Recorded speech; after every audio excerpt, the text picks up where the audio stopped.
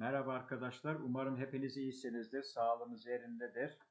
Derslerinize iyi çalışıyorsunuzdur umarım. Şimdi bugünkü dersimizde bu trajedi oyun yazarlarından sonuncusunu göreceğiz sizlerle. Daha sonra da komedi oyun yazarı olan Euripides üzerinde konuşacağız. Ve zamanımız ölçüsünde de diğer konulara da bakacağız. Evet, so let's go on with Euripides, the last tragedian of these three playwrights. In sharp contrast to the winsome personality of his contemporary, Sophocles, Euripides was a loner and a reputed woman hater. So Sophocles and Euripides hated women, first of all. He was also a controversial man who often found himself at odds with the sophists, whose elaborate style of logic was in vogue at the time. At times, he was ridiculed and he was also rejected by his peers. Euripides ignored the political and social gossip. He hated also politics as well, and intrigue in which cosmopolitan Athenians delighted and sought refuge in reading and thought. He is described as gray-haired, with a long beard and prominent moles on his benekler diyelim, derinlikler var yani yüzünde. Differing opinions show him as either sensitive and introspective. So these are his characters. Differing opinions, different opinions about him, whether he was sensitive or introspective, or gloomy, sad-eyed, and unapproachable character, depending upon the attitude of the observer. Whichever the case, however, the fruit of his inner turmoil, inner problems, has ennobled theater beyond measure. He was born on the island of Salamis. Forget about the years, as we always say. One legend declares that he was born on the day that Athens overcame, captured by the Persians at the Battle of Salamis. Although this conjunction is unlikely, is unclear.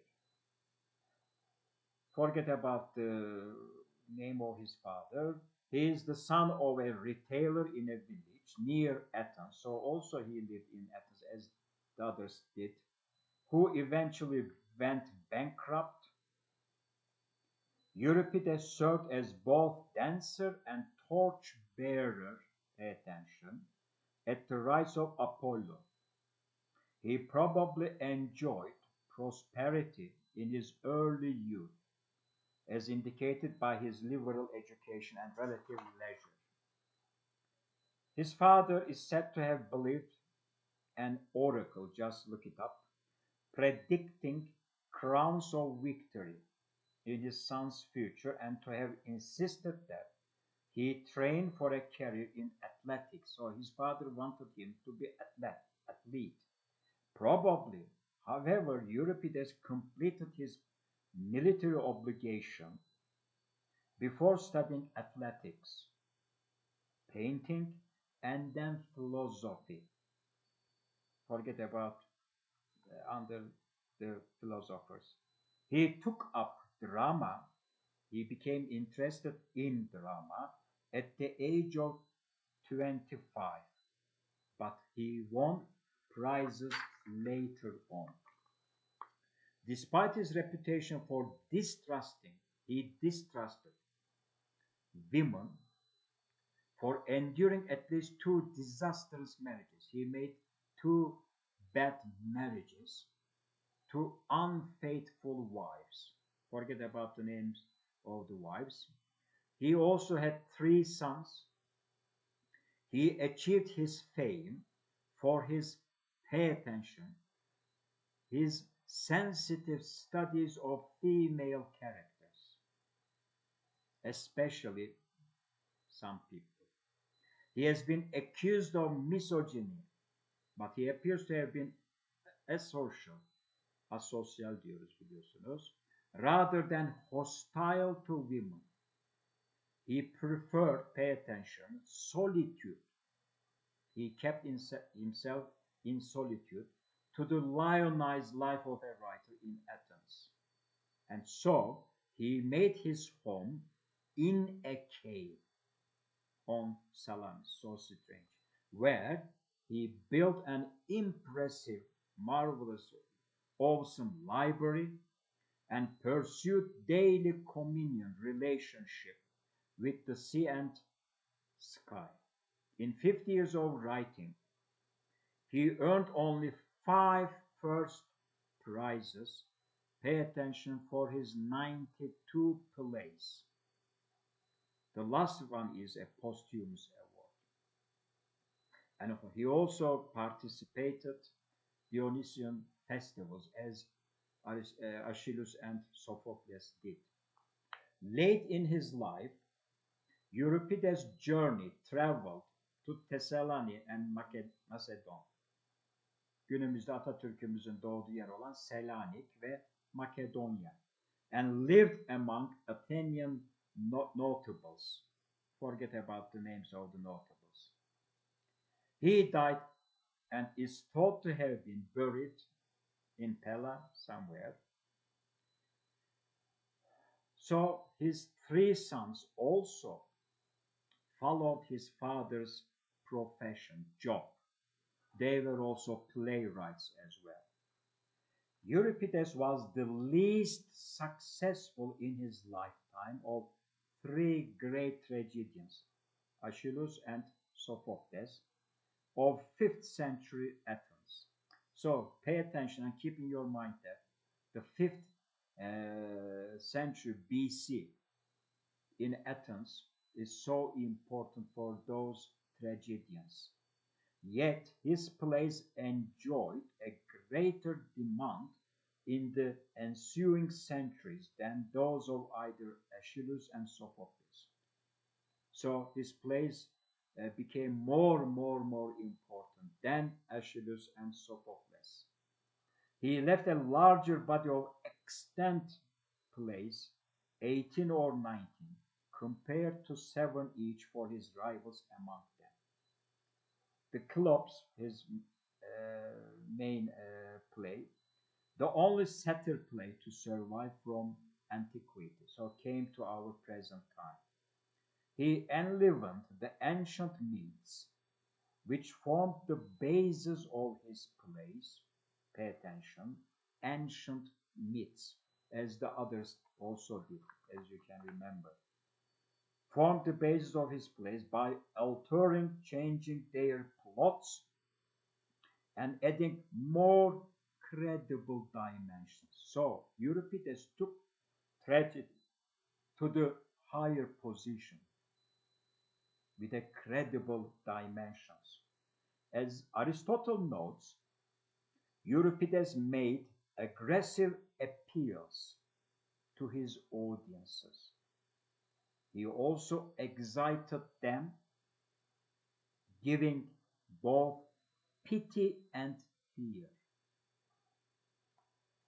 Despite his reliance on wooden prologues and convenient deus ex machina conclusions, Euripides earned the reputation for being, pay attention, the most tragic of the tragic dramatists. He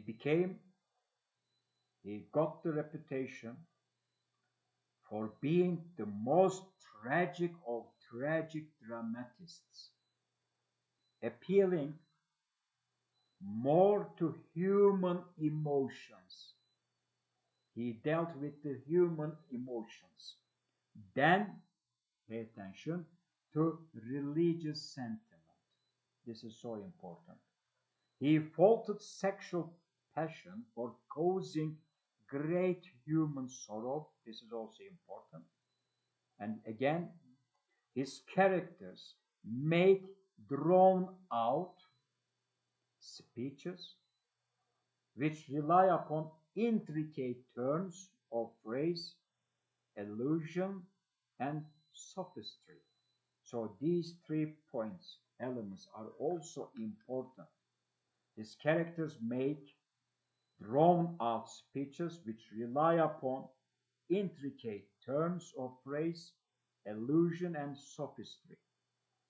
Yet his keen insight into human motivation, this is also important, his keen insight into human motivation indicates a sympathy which even Sophocles applauded, which even Sophocles accepted. Euripides, however, possessed a problem for the critic. Some critics criticize him for his plays. Some have labeled him a kind of new wave romantic. Some have expounded upon his realism in portraying human frailties,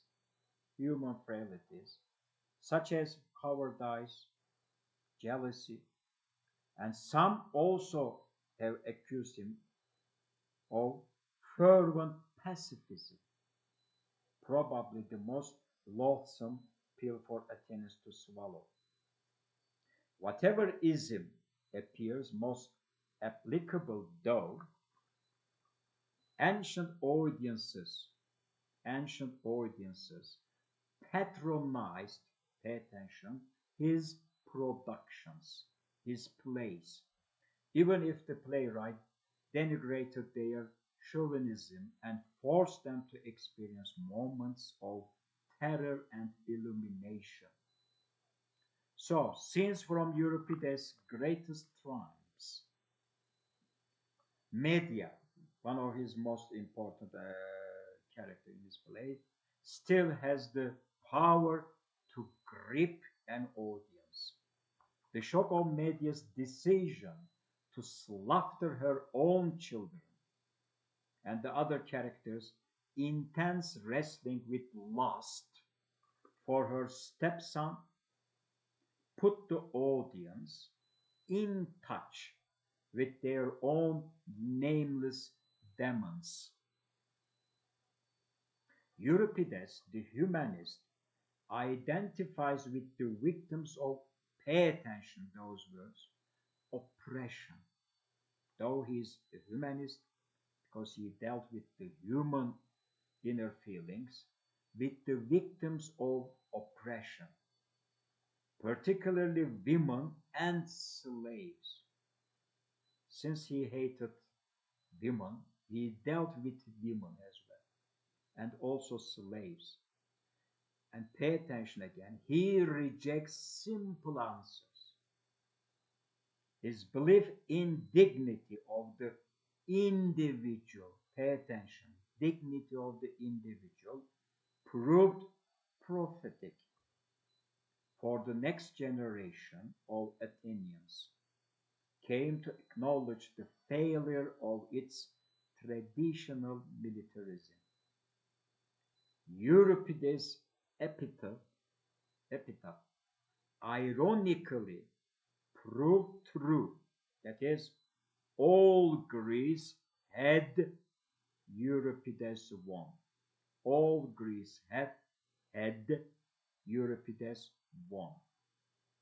So again, in each of tragedy playwrights' works, you can see some examples. And his most important and well-known tragedy is the Trojan Women. I advise you to read it.